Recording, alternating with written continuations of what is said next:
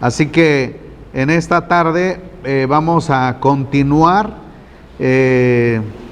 acerca de la enseñanza desde la visión del Eterno y la visión que el Eterno le dio a Mosé y la visión que el Eterno también le dio a Yeshua. Esto es muy importante, que nosotros podamos mejorar ese pensamiento y podamos entonces ver que la palabra sigue siendo viva, que la palabra sigue teniendo autoridad. Claramente hay muchas cosas que tenemos que ir estudiando a través del tiempo. No quiere decir que en este espacio de una hora tengamos que ver toda la realidad de la Escritura. Es difícil en una hora tener que abarcar todo lo que concierne las Sagradas Escrituras. Tenemos que ver muchas cosas, como en la mañana les compartía sobre los libros relacionados a antes del Mishkan, después del Mishkan, antes del primer Bet Hamikdash, libros que se escribieron o relacionados a después del primer Bet Hamikdash. También libros que narran sobre la destrucción del primer Bet Hamikdash. Y los libros que marcan la vida de los exiliados después de la destrucción del Bet Hamikdash. Y luego tenemos ahora el retorno para reconstruir el segundo Bet Hamikdash. Y luego sigue los libros que narran después que el segundo Bet Hamikdash volvió a edificarse o a reedificarse en este caso. Y así podemos ver durante el tiempo que abarca el segundo Bet Hamikdash. También encontramos libros que narran ese acontecimiento. Y luego nos acercamos al tiempo del fin del segundo Bet Hamikdash. Y posteriormente tenemos los últimos libros que se escribieron después de la destrucción del segundo Bet Hamikdash. Y todo esto también relacionado mayormente con los testigos del Eterno, llámese los apóstoles, porque de ahí, después de 50 años de la segunda destrucción del segundo Bet Hamikdash, hubo escritores llamados los obispos. Pero tenemos que aquí ahora marcar un pensamiento. Esas personas no fueron testigos de Yeshua, sino, mejor dicho, muchos de ellos fueron testigos de los apóstoles. Pero aquí es lo que tenemos entonces que entender, que solamente vamos a considerar los escritores que vieron a Yeshua. En este caso tenemos a Juan, el escritor de Revelaciones. Entonces, como podemos ver que esto es la manera que debemos nosotros interpretar pues las Escrituras. Aquí no estoy mencionando Antiguo Testamento, ni siquiera estoy hablando del Nuevo Testamento, sino estoy partiendo del Mishkan, del primer Bet Hamikdash y del segundo Bet Hamikdash. Y toda esa escritura es lo que nosotros llamamos la escritura Kadosh. Vamos a continuar pues con el punto que hemos venido desarrollando de la mañana, Y voy a continuar con la profecía del Eterno declarado por Mosé. En el libro de Devarim, que se conoce como Deuteronomio, vamos a buscar capítulo 18 y analicemos el contenido desde los versículos 15 hasta el versículo 22. Y dice: el Eterno, tu Elohim, te levantará un profeta como yo de medio de ti, de entre tus hermanos. A él escucharéis conforme a todo lo que pediste al Eterno tu Elohim en Horeb, el día de la asamblea, diciendo: no vuelva yo a escuchar la voz del Eterno mi Dios, ni vea yo más este gran fuego, para que no muera. Entonces el Eterno me dijo: bien está lo que han hablado. Profeta les levantaré de medio de sus hermanos como tú, y pondré mis palabras en su boca, y él les hablará todo lo que yo le ordene. Y sucederá que cualquiera que no obedezca a mis palabras, que él hablará en mi nombre, yo mismo le pediré cuentas de ello. Bueno, entonces, como ya se leyó la palabra, podemos verificar cómo el Eterno, a través de Mosé, dio una profecía que en el tiempo futuro vendría un profeta idéntico, parecido a Mosé, no en la parte física, sino en la enseñanza. Y bueno, dice el Eterno: conforme a todo lo que pediste al Eterno tu Elohim en Horeb, dice, el día de la asamblea, no vuelva yo a escuchar la voz del Eterno. Eso lo dijo el pueblo cuando recibieron el mandamiento. Aquel día, aquel tiempo en que el Eterno descendió en el monte Sinaí, y con gran sonido de shofar, con gran sonido de bocinas, el Eterno dio los mandamientos, dio la instrucción al pueblo de Israel, a tal grado que el pueblo tuvo temor sobre la voz que podían escuchar. Entonces le decían a Mosé que no siga hablando el Eterno, mejor ve tú con el Eterno, y él que te diga las palabras, y nosotros te escucharemos. Esto el Eterno lo hizo con el propósito, primero, es que todos ellos fueran testigos de la instrucción. Eso es lo primordial que el Eterno quería, que toda la comunidad, en este caso aparece por primera vez la palabra cajal. De aquí se tradujo al griego como eclesía.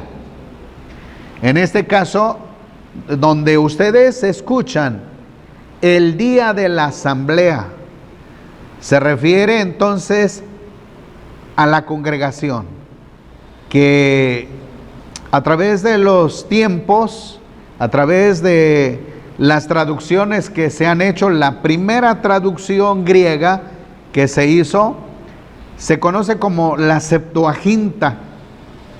Esta escritura fue traducida un poco, aproximadamente entre 200 años antes que Yeshua naciera. Se hizo la primera traducción del Tanaj. En la mañana les compartía esto, que Tanaj quiere decir Torah, Neviim y Jetubim. es decir, la Torá, los profetas y los escritos. Entonces, esta escritura que estaba en hebreo se tradujo al griego. Y de ahí que se conoce como Septuaginta, es decir, se cree que aproximadamente entre 70 rabinos se juntaron para hacer esa traducción. Y por lo tanto, esa traducción se hizo en griego y aparece la palabra eclesía, de aquí la traducción como iglesia. La palabra iglesia pues ya aparece en la Septuaginta. Entonces, en hebreo es cajal o quejilá. Por lo tanto dice, en Horeb el día de la quejilá, diciendo, no vuelva yo a escuchar la voz del Eterno, mi Dios. Eso declaró el pueblo. Ni vea yo más este gran fuego para que no muera. Entonces el Eterno me dijo, bien está lo que han hablado. Ahora pues el Eterno dice, profeta les levantaré. Está hablando a futuro. En medio de sus hermanos como tú, como Mosé. Y pondré mis palabras en su boca. Y él les hablará todo lo que yo le ordene. Así que tenía que ser semejante a Mosé. Bueno, vamos a ver más adelante de quién se trata. Pero dice el versículo siguiente, dice, y sucederá que cualquiera que no obedezca mis palabras, que él hablará en mi nombre, yo mismo le pediré cuentas de ello. Tenemos entonces que ese mensajero, ese profeta que vendría, tenía que hablar en el nombre del Eterno. No podía hablar de otra manera. Así como Mosé habló en el nombre del Eterno, transmitió la enseñanza, la instrucción a la quejilá, de la misma manera, ese profeta futuro tendría que hacer lo mismo, dar a conocer la palabra del Eterno. El profeta no podía hablarse de sí mismo. Y dice más ahora a continuación, pero el profeta que tenga la presunción de hablar en mi nombre palabra que yo no le haya mandado decir, o que hable en mi nombre de otros dioses, el tal profeta morirá. Como sin duda hubo profetas posteriores a Mosé, que trataron de justificarse como diciendo, bueno, yo soy el profeta que declara Mosé. Pero aquí tenemos entonces la manera de detectar la mentira. Es que ese profeta induciría al pueblo a la idolatría. Y por lo tanto sería declarado falso profeta. Y si preguntas en tu corazón, ¿cómo podremos conocer la palabra que no ha hablado el Eterno? O sea, ¿cómo podemos saber, cómo podemos que llegue el profeta anunciando y si no es del Eterno, ¿cómo saberlo? Dice, cuando el profeta hable en el nombre del Eterno y lo que dijo no suceda, ni se verifique, es palabra que no ha hablado el Eterno. Con presunción le habló el tal profeta, no tengas temor de él. Así que tenemos que ver aquí dos cosas. No suceda y no se puede verificar. Si la voz del profeta, si el profeta anunciare algo que no suceda y que también sus palabras no se puedan verificar, porque esto es muy importante, que toda escritura debe verificarse. No se puede solamente decir es palabra del Eterno, cuando no hay manera de verificar. Podemos pensar también hoy en día cómo abundan tales profetas. Dicen: yo hablo en el nombre de Dios, vengo en el nombre de Dios. Y esa voz profética no se puede verificar. Y lo que puede suceder o lo que dice no sucedió. Así que concluimos diciendo que el tal es el falso profeta. Pero ahora vamos a ir directamente al cumplimiento profético. Continuamos con Yeshua cumplió la profecía. Yeshua cumplió las expectativas que marcó el Eterno a través de Moshe. Y vamos ahora a ir al Evangelio de Mateo capítulo 5. Directamente vamos al Evangelio de Mateo en el capítulo 5. Versículo 17. No penséis que vine a abrogar la Torá o los profetas. No vine a abrogar, sino a dar cumplimiento. Aquí Yeshua se presenta. Aquí Yeshua da a conocer su mensaje, su oficio, su encomienda. Y lo que él dice: no vine a abrogar la Torá. No vine a quitar la Torá, la instrucción. Recuerden que la Torá significa instrucción, enseñanza, dirección. Pero nunca la Torá significa ley. Esa palabra ley, en alguna ocasión les comenté que es una traducción que viene del griego, del latín primero, como lex. Y lex viene del griego nomos. Y nomos viene del hebreo Torah. Pero la diferencia es que cuando se traduce al latín, pierde totalmente la esencia. Cuando estamos hablando de lex, estamos hablando de una legislación. Estamos hablando de leyes de una nación en donde imperó la guerra, sobre todo los romanos. Fueron crueles en los tiempos antiguos. De manera que la palabra, pues, que ha venido a formar parte de la Escritura como ley, se entiende pues que es algo que no se puede llevar a cabo. Pero cuando analizamos el término Torah, desde su traducción al español, enseñanza, dirección, podemos ver la sencillez y el propósito grande que el Eterno tiene para con su comunidad, de instruir.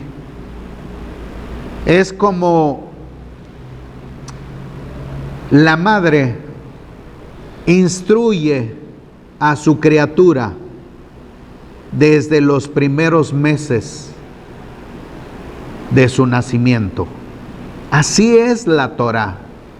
La Torá instruye, la Torá dirige, la Torá enseña.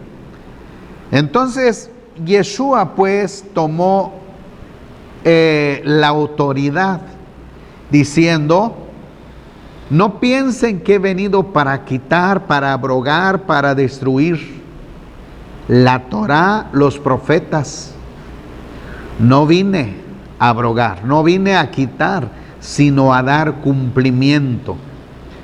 Otra versión dice a exaltar la Torá, a dar esencia, a dar valor el contenido de las Sagradas Escrituras. El versículo 18 dice, porque de cierto os digo, hasta que pase el cielo y la tierra, de ningún modo pasará una iota, ni un trazo de letra de la Torá, hasta que todo se haya cumplido. Hay una letra, hay un consonante en hebreo que es la más pequeña.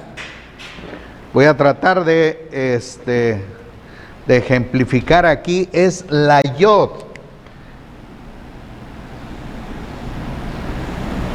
Bueno, ustedes pueden ver que es un tamaño muy grande, pero si ustedes aprecian la yod con otra letra de la Torá, vamos a decir, escribir la Torá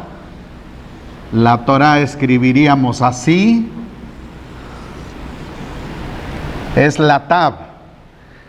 Con esto, entonces, con esta consonante iniciamos la palabra Torá. Y la letra más pequeña de Aleph Bet se llama Yod. Yeshua hacía referencia. Tenemos aquí la primera parte, la segunda parte. Entonces, ninguna de estas consonantes perderá su valor. Es más fácil que el cielo y la tierra dejen de ser, que ninguna de las letras que componen la Torá pueda perderse. Ahora dice el versículo, hasta que todo se haya cumplido. Por lo tanto, cualquiera que suprima, escuchen bien esto, uno solo de los misbot, mandamientos más pequeños, y así enseñe a los hombres, muy pequeño será llamado en el reino de los cielos. Es decir, un desconocido. Sería un desconocido, no es conocido. Primero, lo que dice el versículo, suprima, quite. Entonces, al quitar el mandamiento, no solamente quita, sino también no enseña. Y eso es lo grave. Como hemos estado compartiendo con ustedes en esta mañana. Imagínense un Marción que dice, el Antiguo Testamento no tiene más validez entre nosotros los cristianos. Nosotros los cristianos solamente debemos de continuar con el Nuevo Testamento. El Antiguo Testamento es para el pueblo hebreo, para el pueblo judío. Y no solamente se conformó él, sino enseñó. Y lo grave está aquí, es que Constantino adoptó ese principio y plasmó el principio dentro de la estructura teológica del imperio, y no solamente del imperio, sino de las generaciones hasta hoy en día. Por 2000 años se ha enseñado que la ley no tiene más vigencia. La mentalidad general del grecorromanismo se filtra en el principio de la Escritura, y eso no debe ser como una enseñanza que continúe. Debemos de quitar ese pensamiento, debemos de marcar esto claramente, que la Torá vive. Y miren lo que dice, lo que sigue, el versículo que sigue adelante. Pero cualquiera que los practique y enseñe, este será llamado grande en el reino de los cielos. Así que ese es el tiempo, pues, de volver nuestra mirada, nuestros pensamientos, nuestro entendimiento a la escritura del principio. Debemos de leer Génesis, Éxodo, Levítico, como estudiamos, llámese Mateo, Marcos, Lucas, Juan o cualquier libro de las crónicas de Yeshua o de los apóstoles. Debemos de tener una mentalidad igual. Claro, tenemos que hacer una pequeña observación. Tenemos que ver la importancia del primer Mishkan, del primer Bet Hamikdash, del segundo Bet Hamikdash y del final del segundo Bet Hamikdash. Y tenemos que ver, bueno, qué escritos, qué mandamientos, qué mitzvot son aplicables todavía. Porque tal vez alguien pueda tener una mente presunciosa diciendo, pues yo puedo pensar que no existen más sacerdotes hoy en día porque no existe templo. Tiene toda la razón. Tenemos que ver que hay mandamientos que están suspendidos porque no existe ningún Bet Hamikdash hoy en día. Eso es importante. Hay mandamientos que se relacionan con el sacerdocio de Aarón, referente a los sacrificios, holocaustos. Pero también tenemos que ver qué mandamientos no son aplicables o no hacen referencia del Mishkan o del Bet Hamikdash. Son mandamientos generales, con el Bet Hamikdash o sin el Bet Hamikdash. Pero bueno, eso sería otro punto más adelante que estaremos haciendo esta enseñanza. Lo importante es entonces verificar este principio que ha traído pues una consecuencia muy triste, en el que se dice el Antiguo Testamento no tiene más valor.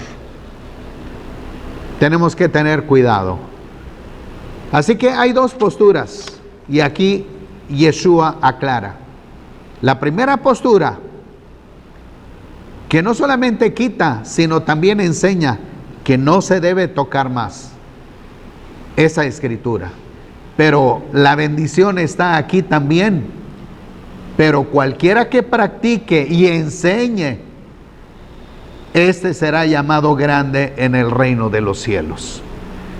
Porque os digo que si vuestra justicia no fuere mayor que la de los escribas y fariseos, de ningún modo entraréis en el reino de los cielos. Bueno, ciertamente está haciendo observación de estos personajes que tanto en la vida de Yeshua fueron obstáculo para su enseñanza. Pues bien, pasemos ahora al siguiente punto. Vamos a continuar con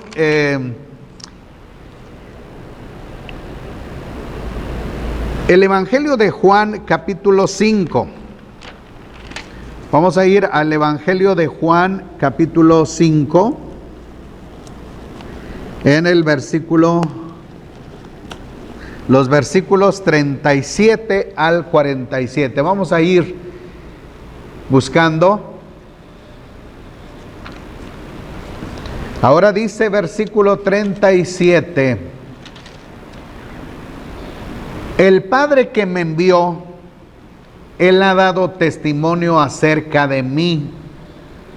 Nunca habéis oído su voz ni habéis visto su aspecto.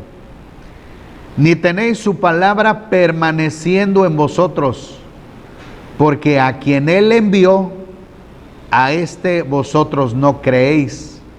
La oposición siempre ha habido. Desde los días de Yeshua ya existía la idea de que, aparte del Tanaj, de las Sagradas Escrituras, también había tradiciones de parte de los ancianos. Y esto fue poco a poco, con el tiempo, llegó a cobrar una fuerza dominante, mental y también escritural.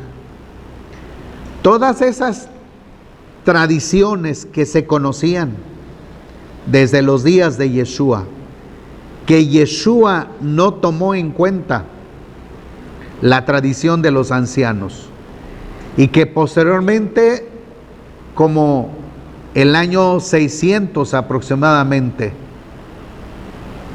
se escribieron todas esas tradiciones que hoy se conocen como Talmud. Usted ha escuchado. Y hoy en día existe dos escrituras para el grupo que maneja este conocimiento. Por una parte el Tanaj, pero también la mayor parte el Talmud, que no es más que el resumen de todas las tradiciones, de todos los sabios antiguos del pueblo judío. Y esto también ha servido como un obstáculo para que no se entendiera el mensaje del Todopoderoso. En lugar de que la Escritura cobrara vida en la mente del pueblo, que el pueblo estuviera atento en las Sagradas Escrituras desde Génesis hasta Malaquías, sin duda hubieran reconocido que Yeshua era el Hamashiach. Pero dado que las tradiciones imperaban en la mente del pueblo, no creyeron, no reconocieron a Yeshua como el Mesías. Y por eso vemos aquí entonces la postura de Yeshua. El Padre que me envió ha dado testimonio de mí. ¿Dónde están los testimonios del Padre con relación a Yeshua? Están desde la Torá, están en los profetas y están en los escritos. A eso se refiere Yeshua. Nunca habéis oído su voz ni habéis visto su aspecto. Claro, a Elohim, a Dios, nadie lo vio jamás. Eso dice la Escritura.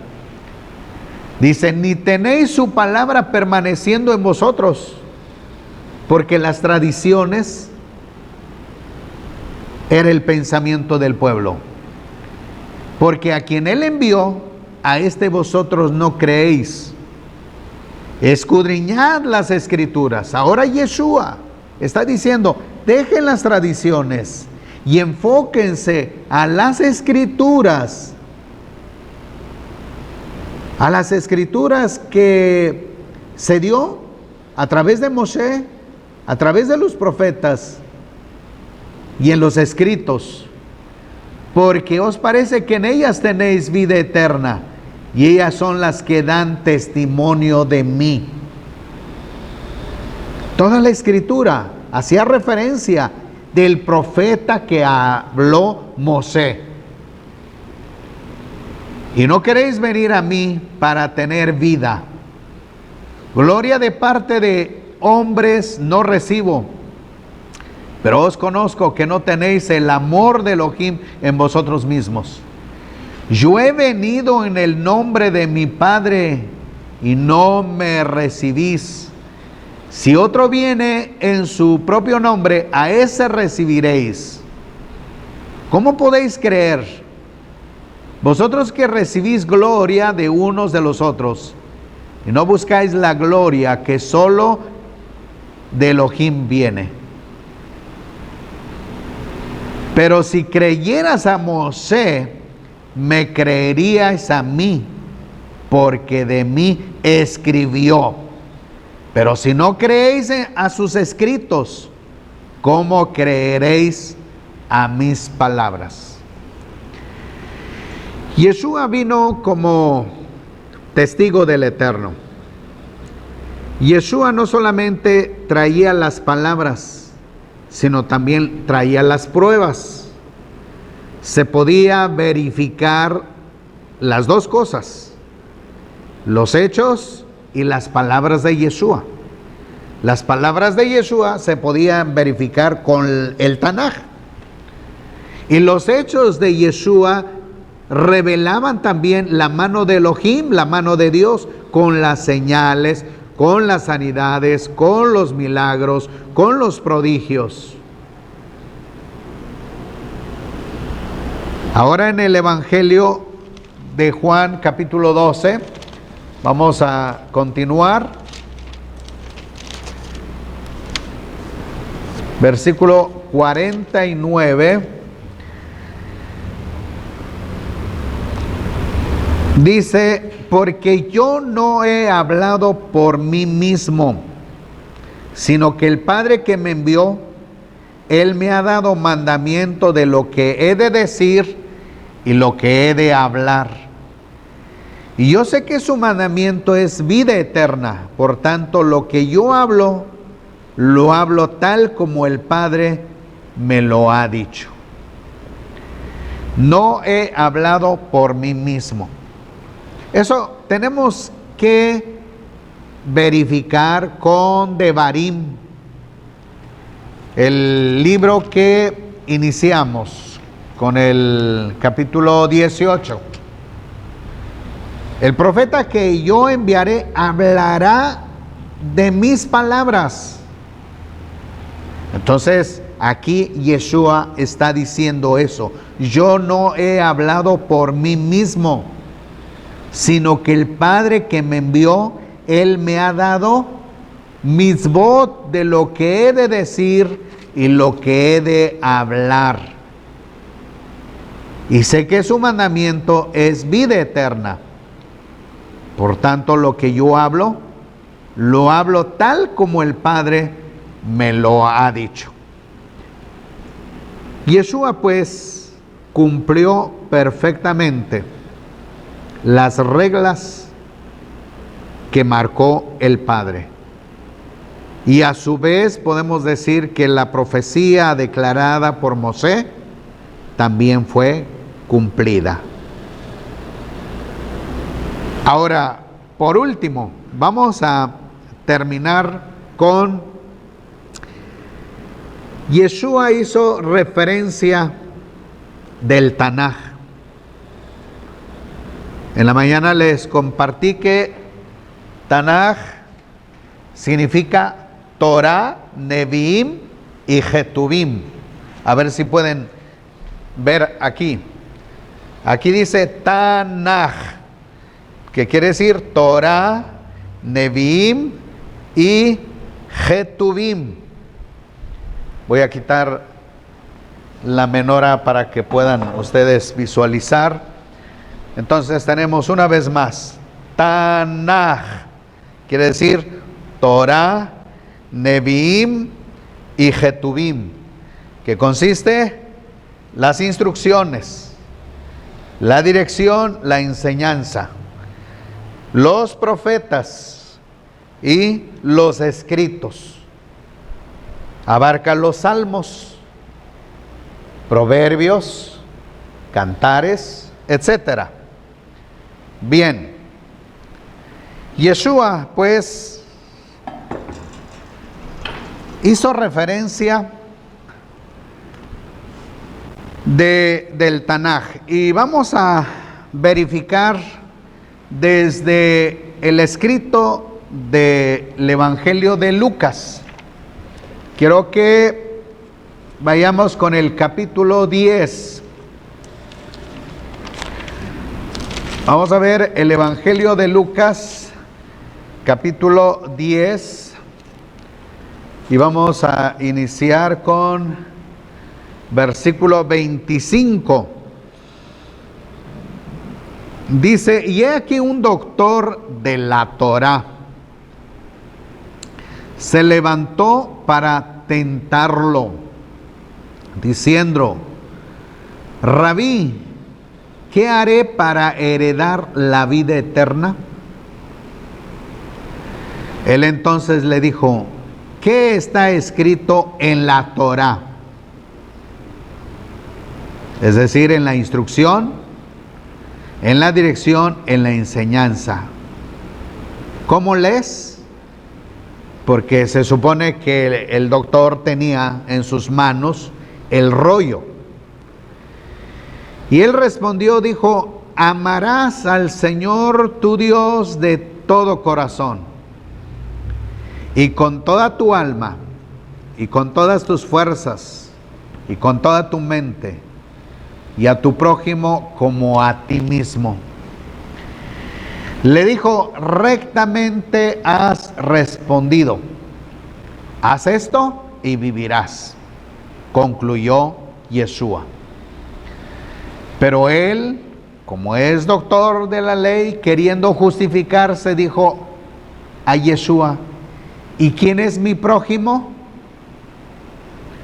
Respondiendo Yeshua dijo: cierto hombre bajaba de Jerusalén a Jericó y cayó en mano de salteadores, los cuales, después de desnudarlo y golpearlo, se fueron dejándolo medio muerto.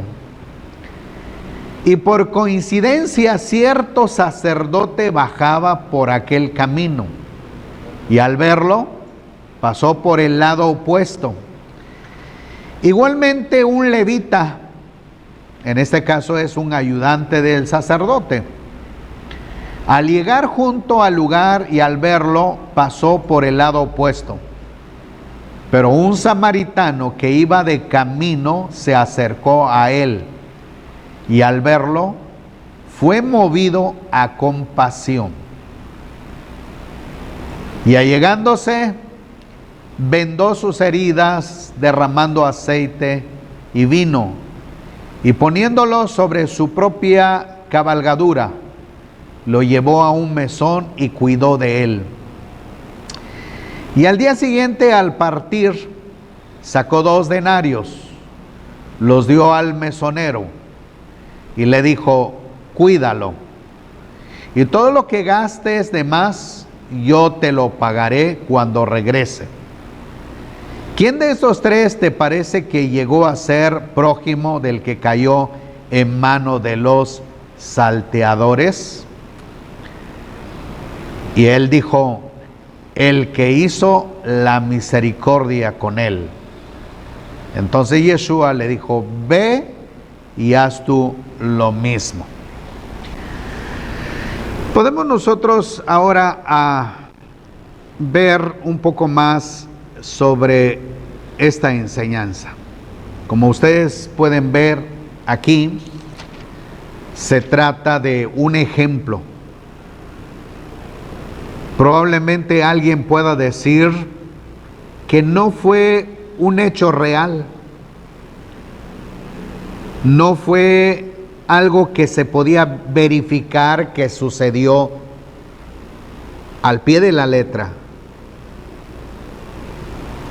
Pero Yeshua conocía el tiempo, conocía las circunstancias, conocía el terreno.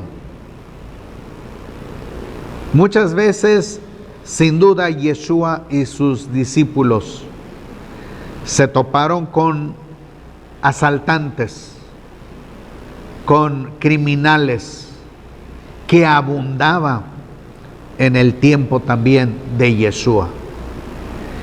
Y sabía el riesgo de cualquier ser viviente de la tierra de Israel en aquellos días. Por lo tanto, podemos asegurar que sí sucedió en alguna ocasión algún incidente así.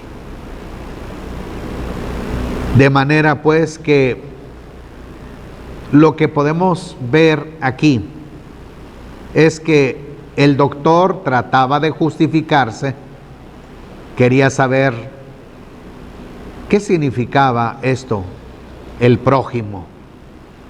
Cuando que un maestro de la Torá debía de conocer que hay un mandamiento en el libro de Levítico capítulo 19, versículo 18, dice: amarás a tu prójimo como a ti mismo.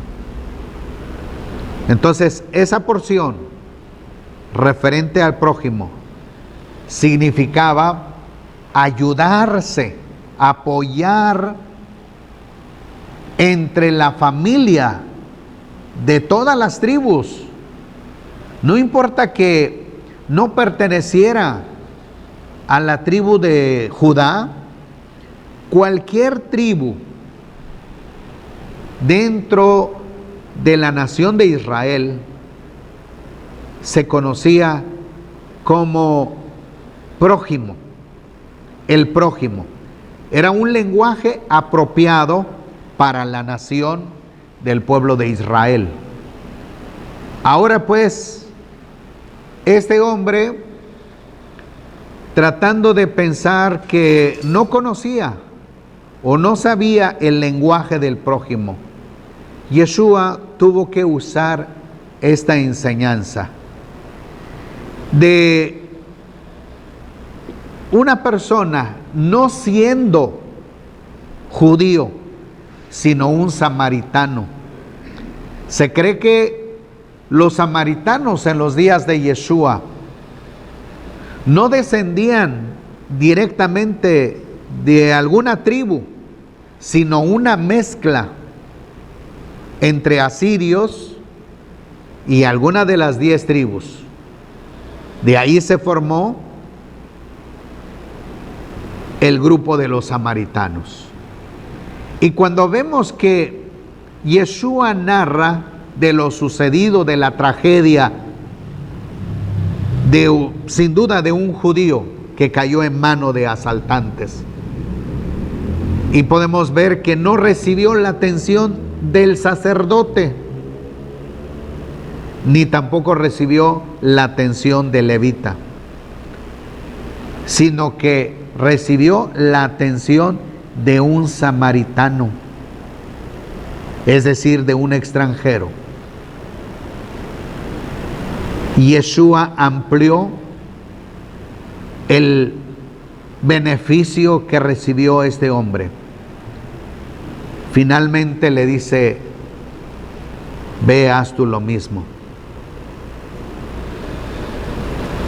Quizás este hombre trataba de justificarse, pero Yeshua usó la Torá para instruirlo.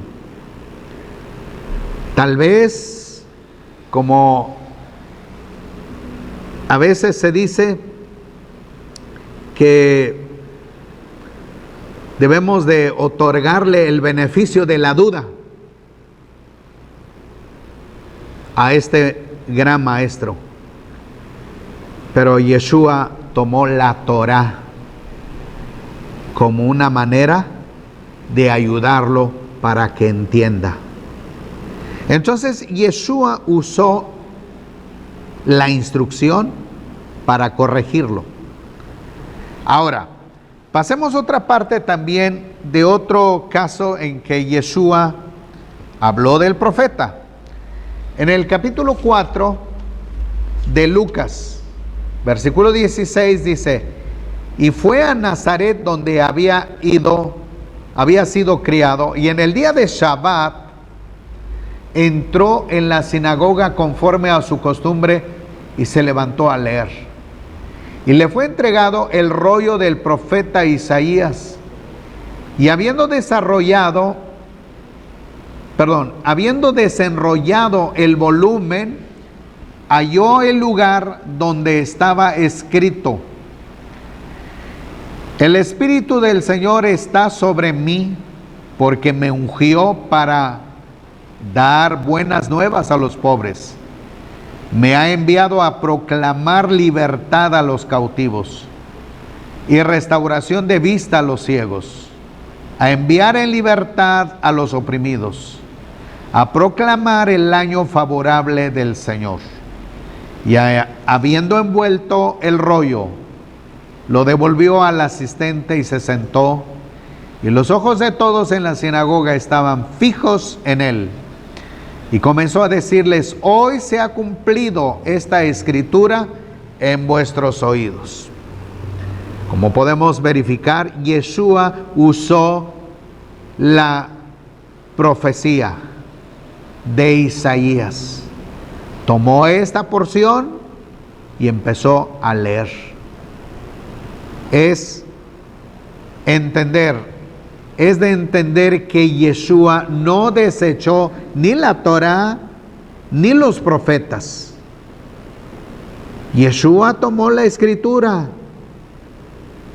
y dio la lectura, porque esto es importante para él.